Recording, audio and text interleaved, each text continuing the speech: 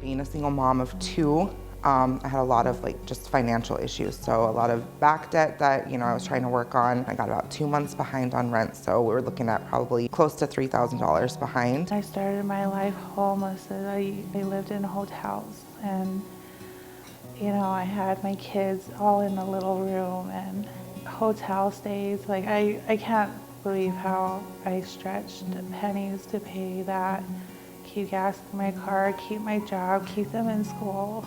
You've got 3 people crammed into one area, and then you're crashing in there as you can when you're not working 2 jobs to barely scratch by the next month's rent. You're cooking on a hot plate that you got at the Goodwill. You're doing the best you can with a limited storage area, limited cleanup area. You're washing dishes in a tub using shower water because that's what you have available to you. Definitely takes a certain level of doing what you can with what you've got. My kids are definitely number 1, 2, and 3 on my top 3 priority list. And trying to make sure that they're safe is important. And of course, to do that, I also have to make sure that I'm safe so that I can safely provide for them. To have your kids look at you and not know, where you're gonna end up, and for them to not know what's happening next, that's your biggest thing as a parent, is you want to shelter your kids always. I think as a parent, it's just, it's always our job to show them better and instruct them how to do better than what we did. So that's just what I'm trying to do every time. It's you can be an independent, strong woman and still have things happen to you, but you have to pick yourself back up and not let that be your defining moment. The homelessness rate is so high right now. There's a lot of people going through this. Our shelters are really full, and I didn't know resources. I didn't know where to turn, where to look. And I was really scared just safety-wise. As a parent, you feel a little bit out of control of your situation, and to kind of lose all of that. Please just give me a chance, I'm really going through a lot right now. I was asking for help, but they didn't look at me like a person. They were just we need you out, you need to go. And that hurt. I was working really hard and they didn't hear me. I would have my kids still with me. I don't think I would have had my job. I wouldn't be where I'm at. I really wouldn't. When people need help and they don't get that foundation, it's hopeless for a lot of people on the streets. And they give up, but they were that rock, that foundation I had that never failed us. I'm so grateful.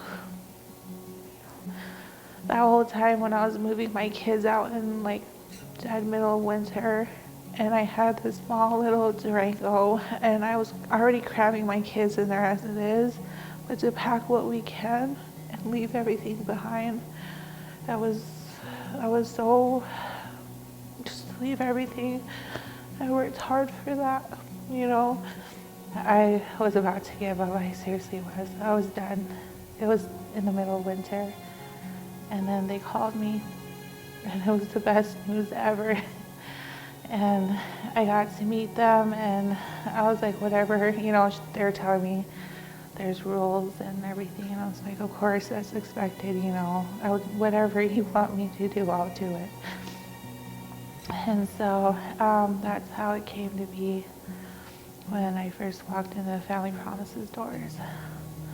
So at first it was really intimidating just because we didn't know what to expect, but everyone was really, from host families to also just the other family that we were staying with, everyone was really nice. It was just more kind of how do we fit in here? It's a scary situation, it's new. So at first I think that was a difficult transition for me, because it was just kind of that freedom to do whatever you want to isn't there so much, but you also understand why those things are in place. And so once we got acclimated and adjusted, it was really nice. And I think, just all of the churches involved that do the hosting are always really welcoming. They're just reassuring. They're like, you're in good hands, it's okay. Living day to day in a hotel environment was very difficult, but in Familiy Promise, in that environment with a lot of volunteers who were overwhelmingly great people, the majority of the people that I spoke with that worked for Familiy Promise had at some point in their life been homeless and had dealt with homelessness. That in and of itself was big. I could be like, hey, this is a situation I'm dealing with, and I'm not handling it too well. And they would understand. They'd say, yeah, we had to deal with something like that similar, and this is some of what helped us in that situation. I was very impressed with how, even before they knew if I was going to be a good candidate for the program, they had a lot of information for what was available for those that were facing homelessness, especially as a single male parent, because there's not a lot for families that are single parent that are just dads here in Billings. For me, it was a hand up, not necessarily a hand out. I just was really appreciative, like, of just all the things she's ever been like, no, call this person, or try giving this person a call, or here, we'll sit down and call together. So it's also that support system that maybe you don't have from anybody else either. It's a non-judgmental, so it's a complete outsider looking in, helping you, so it's not someone super close to the situation. But at the same time, when you guys are helping us through our process, there is no judgment. There's nobody telling us like that's the right or wrong way to do anything. It's just help, and it really does become a family of people, from the people who work there to the volunteers to the host families to the families that you're in the program with. As soon as she said we're gonna have an apartment, then we wouldn't have to run around. We can just go home and I can cook us some warm meals that I've missed doing. I love cooking. And it was just a relief. It was just more stability and less stress. And we just kind of got comfortable finally instead of feeling like we're in survival mode every day. You guys always have really positive attitudes. Whenever I come into the office, someone's always like, oh, I'm so proud of you this week. You're doing so good. Like, I heard you did this. Good job, you know? It was like home. It feels good. It's been hell before, and it just feels good to see how far we've come. The things a lot of people take for granted. It feels good to finally have that again.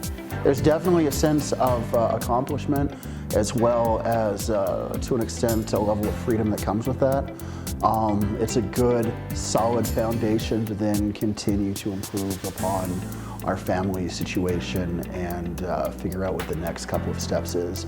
But yeah, it's been a humbling process. It's been an educational process, but it's a process. I'm glad that we do have that support and that we do have people who love and care about us. And I mean, like I said, it's all been complete strangers that before this process, we didn't know any of you.